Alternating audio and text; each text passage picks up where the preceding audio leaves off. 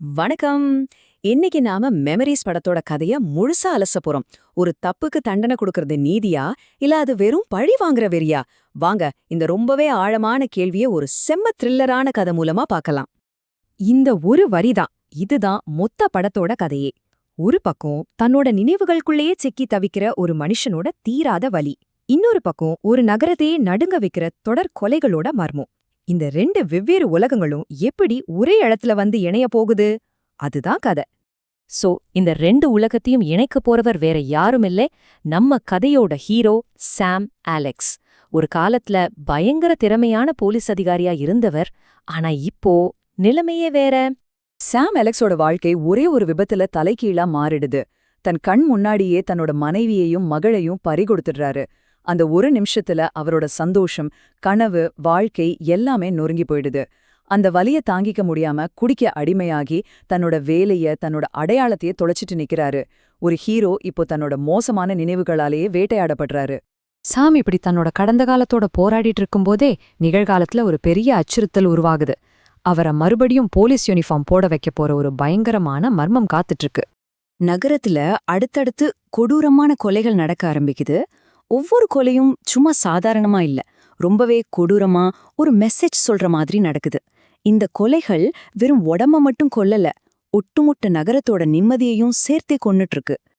இந்த கேஸ கையில எடுக்க சொல்லி சாம் அலெக்ஸ அவரோட மேலதிகாரி வற்புறுத்துறாரு. முதல்ல சுத்தமா இன்ட்ரெஸ்டே இல்லாம தான் இருக்கிறாரு. ஆனா கேஸோட ஆழத்துக்கு போக போக அவருக்குள்ள தூங்கிட்டு இருந்த அந்த பழைய கூர்மையான போலீஸ் அதிகாரி மெதுவா கண்முழிக்கிறாரு. அந்த கலஞ்சு போன முகம் இப்போ ஒரு விஷயத்த உற்று கவனிக்க ஆரம்பிக்குது. அவரோட திறமைகள் மறுபடியும் உயிர் பெறுது. ஒவ்வொரு கிரைம் சீன்லயும் கிடக்கிற சின்ன சின்ன தடயங்களை வச்சு அவர் மனசுக்குள்ள ஒரு பெரிய புதிரை இணைக்க ஆரம்பிக்கிறாரு. கடைசியா அந்த கொலைகளுக்கு பின்னாடி இருக்கிற ஒரு பயங்கரமான பேட்டர்னை கண்டுபிடிக்கிறாரு. இது வெறும் கேஸ் இன்வெஸ்டிகேஷன் இல்ல, உடைந்து போன ஒரு மனுஷன் தன்னையே திரும்பவும் ஒன்னு சேர்க்கிற தருணம். விசாரணை போக போக சாமுக்கு ஒரு விஷயம் நல்லா புரிய வருது.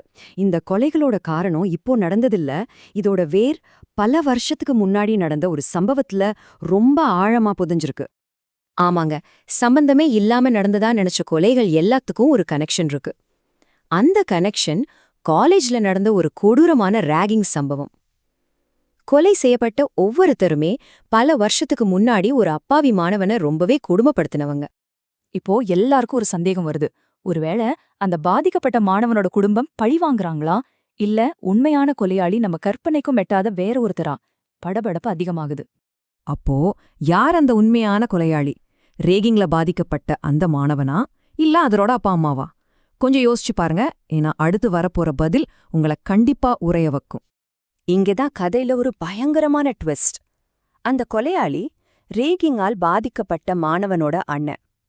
அவனோட பழிவாங்குதல் ஏதோ கோவத்துல செஞ்சதில்ல, ரொம்ப நிதானமா ஒவ்வொரு அடியையும் கரெக்டா கணக்கு போட்டு விளையாடின ஒரு செஸ் கேம். இப்ப கதை அதோட உச்சகட்டத்துக்கு வருது. ரெண்டு உடைந்த மனுஷங்க நேருக்கு நேர் சந்திக்கிறாங்க. ஒருத்தர் நீதிக்காக போராடுறாரு, இன்னொருத்தர் பழி வாங்குறதா நீதின்னு நம்புறாரு. இங்கதான் படத்தோட மைய கருத்தே விவாதிக்கப்படுது. இதுதான் அந்த கொலையாளி சாம் கிட்ட சொல்ற வசனம். அவன் பார்வையில அவன் செஞ்சது தப்பே இல்ல, அது சரியான நீதி. ஆனா சட்டம் இதை ஏத்துக்குமா? நம்ம மனசாட்சி இதை ஏத்துக்குமா? நீதிக்கும் பழிவாங்குதலுக்கும் நடுவுல இருக்கிற அந்த மெல்லிய கோடு இங்கதான் உடையுது. கிளைமேக்ஸ்ல கொலையாளி கைது செய்யப்படுறான். ஆனா இந்த கேஸ் கொலையாளிய மட்டும் கைது செய்யல, சாம் அலெக்ஸோட மனசுக்குள்ள இருந்த அந்த கடந்த கால பேய்களையும் சேர்த்தே கைது பண்ணிடுச்சு. தன் வலியே ஒரு ஆயுதமா மாத்தி இன்னொருத்தரோட வலிய புரிஞ்சுக்கிட்டதால அவரோட வாழ்க்கையில ஒரு புது நம்பிக்கை பிறக்குது. கடைசியா இந்த படம் நம்ம மனசுல ரொம்ப ஆழமா ஒரு விஷயத்த விதைக்குது. நாம இன்னைக்கு செய்யற சின்ன தப்பு கூட பல வருஷம் கழிச்சு பெரிய விளைவுகளா கொடுக்கும். அந்த செயல் நல்லதா கெட்டதாங்கிறது நம்ம கையில தான் இருக்கு.